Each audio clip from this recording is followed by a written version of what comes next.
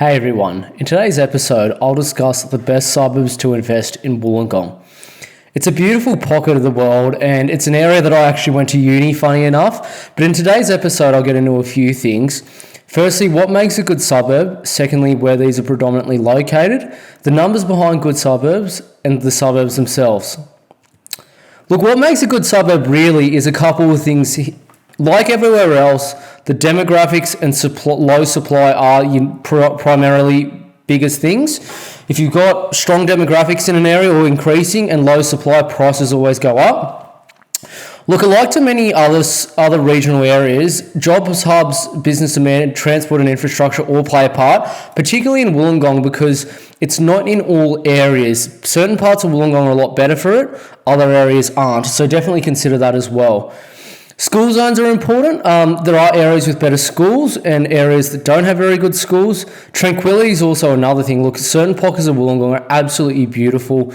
Great beaches, great streets, very quiet. It's probably like the northern beaches of Sydney probably 25 years ago, to give you an idea. Zoning and density, another thing. There are pockets of Wollongong that are already a lot denser than others, and there are also some that are going to become a lot more denser due to policy in the future. Where are these predominantly located? Look, most of them, and you'll see it in this episode, are north of the CBD. You'll find that the vast majority will be north of the CBD simply because of land supply. So for those that don't know Wollongong, there's the Illawarra escarpment that basically starts from pretty much Kirraville in North Wollongong and goes the whole way up towards Sydney, but it pretty much limits what you can build on land because the escarpment, as you can see in sort of the top of the image here, is just basically a high hill cliff sort of face, so you can't build on it, so it limits the land that can be built. So that's predominantly north of the CBD, and then also the landlocked pockets that are well located. So in saying that, there are some pockets outside of, should I say, the north of the CBD that are good, but they're completely landlocked and usually completely built as well. The numbers behind good suburbs really, again, I'll mention, for people that don't know this, look at previous episodes, is your total return, which is your 30-year capital growth plus your gross rental yield. I ideally want that to be at least 12, idealistically 13% or more. And of that, I like the capital growth percentage to be at least 8 or 9%. And that's because over the long term, capital growth will outperform yield in terms of year-on-year growth. So yield will slide down, but capital growth generally reverts to its long-term average. So because of that, what you have is a higher internal rate of return if your capital growth makes up a large proportion of your total return. So don't listen to people that try to get a 5% capital growth suburb with 7% yield. Your IRR over 30 years on that will be like 8%, whereas if you buy properly like I would, it might be 11 or 12. So that's what you need to do in terms of internal rate of return. But anyway, let's get into some suburbs. And it's hard for me to say this because like Wollongong, I mean, you're purchasing suburbs for sub 500 pre-COVID, but it just doesn't exist anymore. But I'm going to start at under 800k, and this is still, when I say under 800k, it's actually quite tight, under 800k. But the suburb I'm going to mention is a suburb called Barak Heights.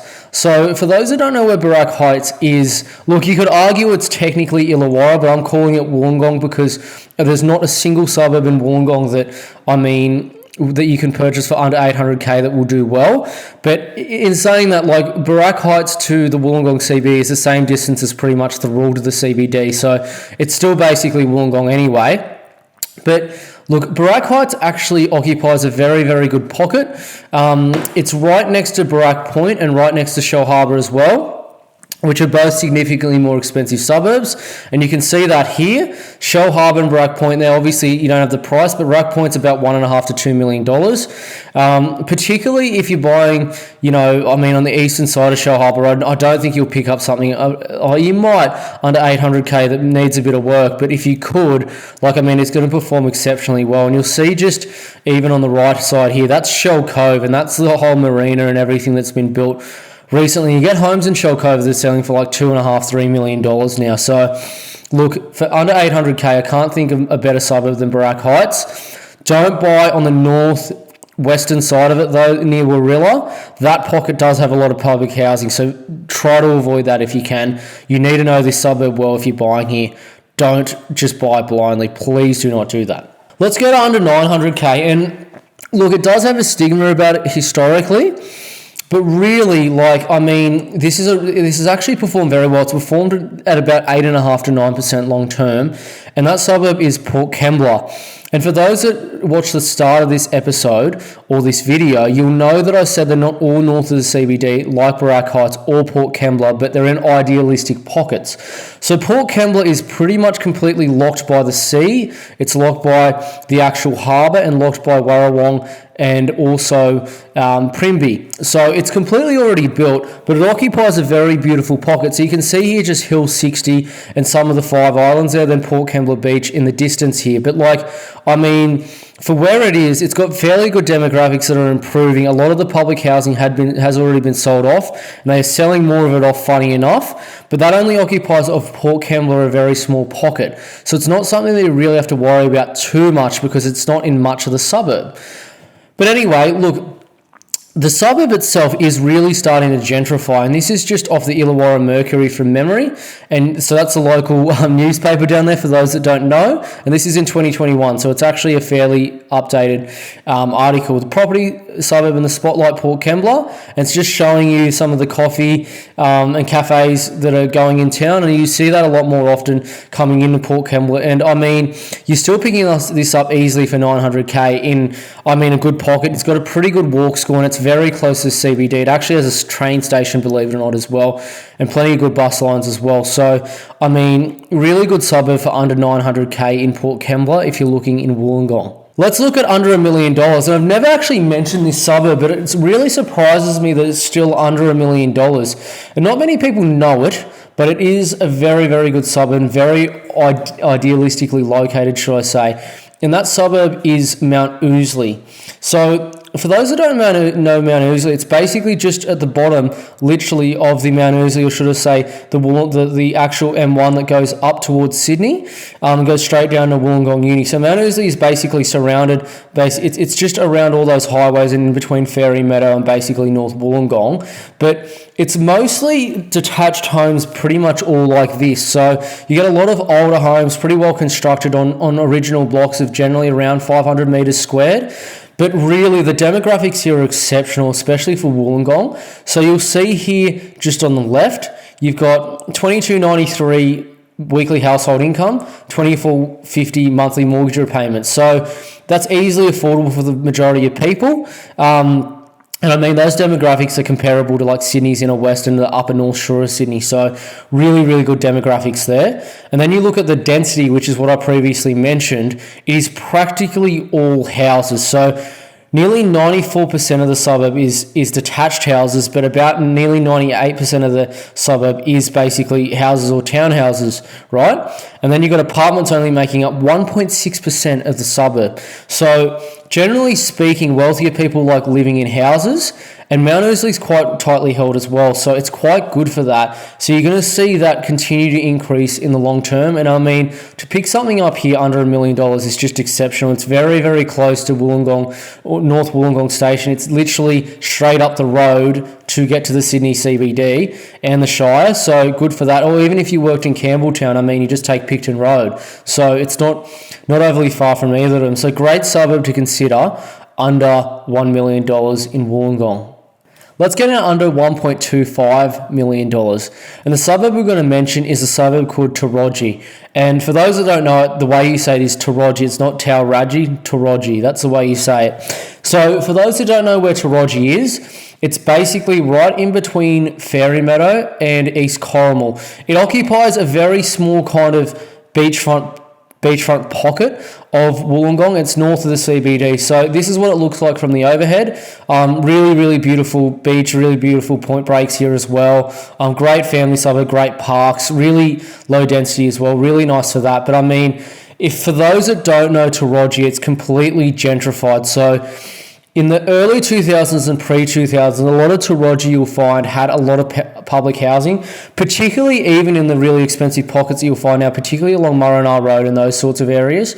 So this is just a photo here of gentrification. So the photo here on the left is in 2007. This is just off Google Maps. It's the exact same spot, mind you, so I haven't tried to cheat or anything like that. And this is just in 2022 then off Google Maps, the same exact location. So you see just a look at the houses there. The one on the right actually in 2022, I couldn't actually get the right shot of it, but that was actually an old weatherboard similar to this as well. So almost all of these public housing houses, which is exactly where these are, this is on Murrinah Road, funny enough, as I mentioned, have been knocked over and just redeveloped into these beautiful new homes. A lot of them are two-story. I know you got two here that are two-story and then two that are single-story here, but I mean, like you get homes that were bought for like $400,000 in 2007 or something, now selling for like $2.5 million. So, I mean, Taraji is just completely gentrified. It's a beautiful pocket. And I mean, there is a tiny bit of public housing left, but that's also getting sold off and there's not much left at all. So,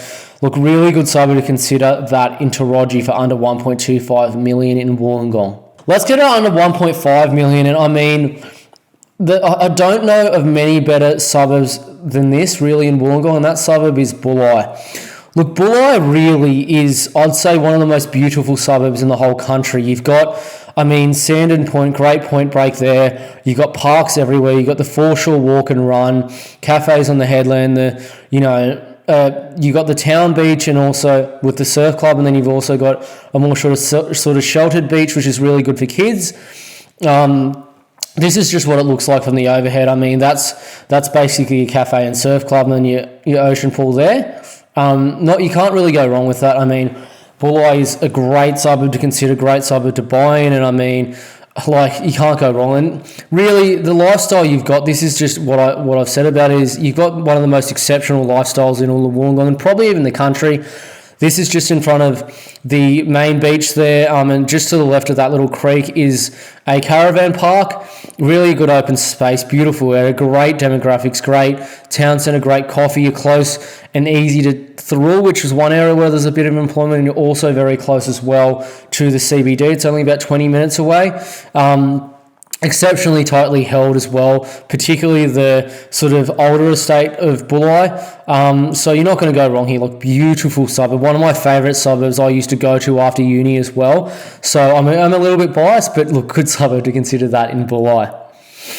Look, I could go to the top end of Wollongong with any budget and really go above 2 million, right up to maybe even 2.5 if I really wanted to. But for any budget in Wollongong, I've actually kept this relatively modest, and when I say any budget, it's probably around the 1.4 to 1.6 mark, and that suburb is North Wollongong. So this is just in the distance. You can see where all those apartments are. That is where North Wollongong is. Part of North Wollongong also has lower density houses, but this is just looking from Fairy Meadow. Look, that's a good day of surf. I'm a bit jealous. It's not like that in town today, but really, look, North Wollongong is the best location in all the town. I just highlighted it here on Google Maps. You can see here it's right literally next to all the employment of Wollongong, the industrial area of Wollongong. It's right next to the uni of Wollongong. Fairy Meadow and Wollongong have good schools all around there. It occupies a beachfront pocket there too. Not only that too, but North Wollongong's a part of the transport orientated plan also brought out, so you get higher density and a lot of demand from developers as well. Furthermore to that too, it's got a very good demographic that live there, particularly in houses people often don't like to sell. The units people do sell, don't get me wrong, but the houses in the quieter pockets here, no one sells. So it's very hard to actually get the right stock here, but if you do, hold on to it. It'd be worth an absolute bomb in the future. So look, I can't think of a better suburb to invest in Wollongong than North Wollongong itself. Definitely something to consider. But look, for everyone that's watched this video, thank you for watching. And look, if you really like my content, please subscribe to the channel. I do appreciate it. And if you have any requests or questions, just comment below. And if you want a buyer's agent who will care more than anyone basically in the country, or even I'd say in the world, about your situation, please reach out via www.compoundinvest.com.au. And if you're really serious about continuing not only with one, but probably multiple properties in the future, I would suggest signing up to Premier Properties. You can do that via my website, then through an agency agreement, which will be sent once you send your contact details through. I do suggest it's probably the best investments you'll find in the country. So for those really serious, I suggest in signing up to that. But again, thank you everyone, and I'll see you in the next video.